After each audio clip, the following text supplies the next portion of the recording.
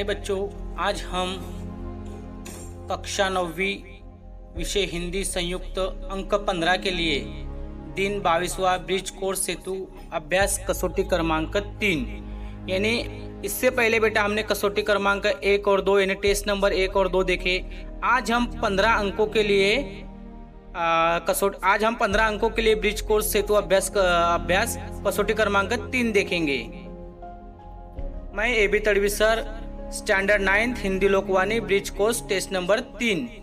तो आइए हम हमारे ब्रिज कोर्स की तरफ बढ़ते हैं। अगर आपको ये वीडियो पसंद आए तो जरूर लाइक, शेयर और कमेंट्स जरूर कीजिए। कसौटी क्रमांक 3 का पहला प्रश्न संजाल पूर्ण कीजिए। पहला प्रश्न है, कुमाऊं मंडल इसके लिए विख्यात है। विख्यात यानी फेमस। कुमाऊं मंडल इसके लिए क्या है? विख्यात है। फेमस किसके लिए फेमस है? उसके उत्तर देखते हैं हम। पहला है प्राकृतिक सुषमा, दूसरा है सुंदर। अगला प्रश्न, निर्देशित सूचना के अनुसार परिवर्तन करके लिखो। जो शब्द दिया गया है राजा, इसको हमें परिवर्तन करना है। विलोम अर्थ देखना है इसका, फिर स्त्रीलिंग देखना है, समानार्थी शब्द बनाना है, फिर बहुवचन बनाना है। तो सबसे पहले हम इसको विलोमार्थी शब्द बनाते हैं राजा को। राजा का विलोमार्थी शब्द है प्रजा या रंग। राजा का विलोमार्थी शब्द है। अब हम राजा इस शब्द का स्त्रीलिंग शब्द देखेंगे। राजा इस शब्द का स्त्रीलिंग शब्द है रानी। रानी क्या है? स्त्रीलिंग शब्द है राजा का। फिर हम देखेंगे राजा शब्द का समानार्थी शब्द। राजा शब्द का समानार्थी शब्द है नृपति या सम्राट। अगला राजा शब्द का हम बहुवचन देखेंगे। राजा शब्द का बहुवचन राजाओं। इस तरह से अगला प्रश्न, कृति पूर्ण करो। कवि के खजाने, यानी कवि के कौन से खजाने थे? पैराग्राफ दिया गया है, परिच्छेद दिया गया है, उसमें से उत्तर लिखना है हमको। देखते हैं, पहला यादें और दूसरा सपने। ये कवि के 2 खजाने थे।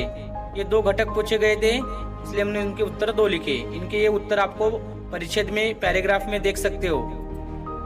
अगला प्रश्न है, पंक्तियों का अर्थ लिखो। यानी जो नीचे दी गई पंक्ति है, इसका अर्थ लिखना है हमको। निराशा उसको होती है जो आशावान होता है। इस प्रश्न का जो पंक्ति दी गई है, इसका हमको अर्थ लिखना है अभी। चलो इसका अर्थ लिखते हैं हम। जब हम किसी के लिए कुछ करते हैं तो उस परोपकार को भूल जाना चाहिए। यदि नहीं भूलेंगे तो हम भलाई की आशा करेंगे, और यदि दूसरों का व्यवहार हमारी आशा के अनुकूल नहीं होगा तो हमें निराशा होगी।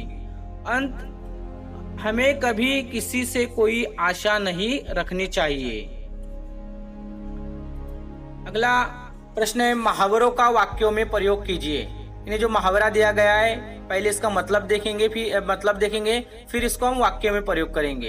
ये पहला मुहावरा है कमर कसना, और दूसरा मुहावरा है कंधे से कंधे मिलाना।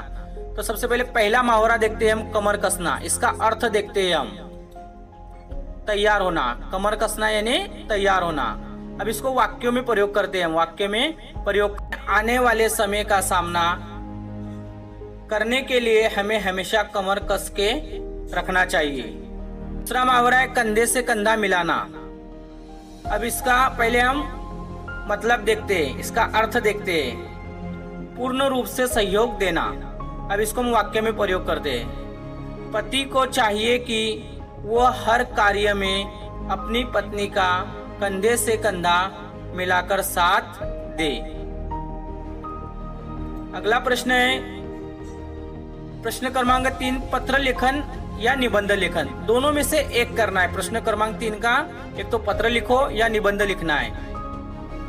देखते पत्र लिखने का पहला प्रश्न है कि स्वास्थ्य खराब होने के कारण 5 दिनों के अवकाश लेने के संबंध में विद्यालय के प्रधानाचार्य को प्रार्थना पत्र लिखिए।